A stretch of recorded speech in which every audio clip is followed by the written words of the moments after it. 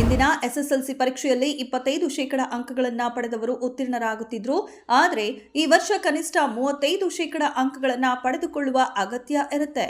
ಅದರ ಜೊತೆಗೆ ಯಾವುದೇ 3 ವಿಷಯಗಳಿಗೆ 10% ಕೃಪಾಂಕ ನೀಡುವ ನಿಯಮವನ್ನ ಮತ್ತು 2024 ಮತ್ತು 25ನೇ ಸಾಲಿನ ದ್ವಿತೀಯ ಪಿಯುಸಿ ಮತ್ತು ಎಸ್ಎಸ್ಎಲ್ಸಿ ಪರೀಕ್ಷೆಗಳ ಪೂರ್ವ ಸಿದ್ಧತೆ ಕುರಿತು ವಿವಿಧ ಇಲಾಖೆಗಳ ಅಧಿಕಾರಿಗಳೊಂದಿಗೆ ಚರ್ಚಿಸಿದ ಬಳಿಕ ಜಾರಿ ಮಾಡಲಾಗಿದೆ ಎಂದು ಶಾಲಾ ಶಿಕ್ಷಣ ಮತ್ತು ಸುರಕ್ಷತಾ ಸಚಿವ ಮಧು ಬಂಗಾರಪ್ಪ ಅವರು ಪತ್ರಿಕಾಗೋಷ್ಠಿಯಲ್ಲಿ ತಿಳಿಸಿದ್ದಾರೆ.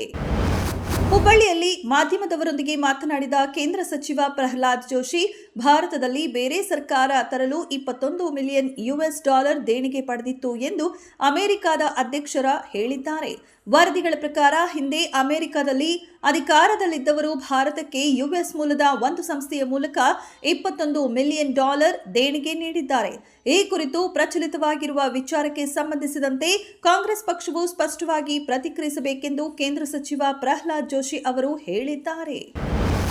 ರಾಜ್ಯದಲ್ಲಿ 2.5 ಲಕ್ಷ ಎಸ್ಸಿ ಎಸ್ಟಿ ಸರ್ಕಾರಿ ನೌಕರರಿಗೆ 5% ವೇತನ ವೃದ್ಧಿ ನೀಡುವ ಮೂಲಕ ಅವರ ಸಮಸ್ಯೆಗಳನ್ನು ಬಗೆಹರಿಸಬಹುದು ಮತ್ತು ಸಮಾಜದಲ್ಲಿ ಬದಲಾವಣೆ ತರಬಹುದೆಂದು ಸಮಾಜ ಕಲ್ಯಾಣ ಸಚಿವ ಡಾಕ್ಟರ್ ಎಚ್.ಸಿ. ಮಹದೇವಪ್ಪ ತಿಳಿಸಿದ್ದಾರೆ. ಪರಿಶಿಷ್ಟ ಜಾತಿ ಮತ್ತು ವರ್ಗಗಳ ನೌಕರರ ಸಂಘದ ಸಮಾವೇಶದಲ್ಲಿ ಮಾತನಾಡಿದ ಅವರು, ಅಧಿಕಾರಿಗಳು ಮತ್ತು ಜನಪ್ರತಿನಿಧಿಗಳಿಂದ ಸರ್ಕಾರಿ ಪ್ರಯತ್ನಗಳು ಮಹತ್ವಪೂರ್ಣ ಪರಿಣಾಮವನ್ನು ತರುವುದಾಗಿ ಹೇಳಿದರು.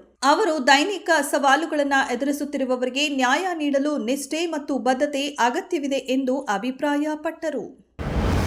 ಫೆಬ್ರವರಿ ಮತ್ತು ಮಾರ್ಚ್ ತಿಂಗಳಲ್ಲಿ ಬಿಸಿಲು ಸಾಮಾನ್ಯಕ್ಕಿಂತ 2.5 ಡಿಗ್ರಿ ಸೆಲ್ಸಿಯಸ್ ಹೆಚ್ಚಾಗಬಹುದು.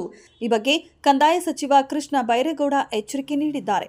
ಏಪ್ರಿಲ್ ಮತ್ತು ಮೇ ತಿಂಗಳಲ್ಲಿ ಉತ್ತಮ ಬೆಳೆ ಆಗುವ ನಿರೀಕ್ಷೆ ಇದೆ ಮತ್ತು ಮಾರ್ಚ್ ಕೊನೆಯ ವಾರದಲ್ಲೂ ಕೂಡ ಭಾರೀ ಮಳೆಯ ಸಂಭಾವನೆ ಇದೆ. ಆದರೆ ಹಿಂಗಾರದಲ್ಲಿ ವಾಡಿಕೆಗಿಂತ ಕಡಿಮೆ ಮಳೆಯಾಗುವ ಸಾಧ್ಯತೆ ಇದೆ. ಅಕ್ಟೋಬರ್, ನವೆಂಬರ್ ಮತ್ತು ಡಿಸೆಂಬರ್ ತಿಂಗಳುಗಳಲ್ಲಿ ಮಳೆಯ ಪ್ರಮಾಣ ಕಡಿಮೆಯಾದರೆಂದು ಅಧಿಕಾರಿಗಳು ತಿಳಿಸಿದ್ದಾರೆ.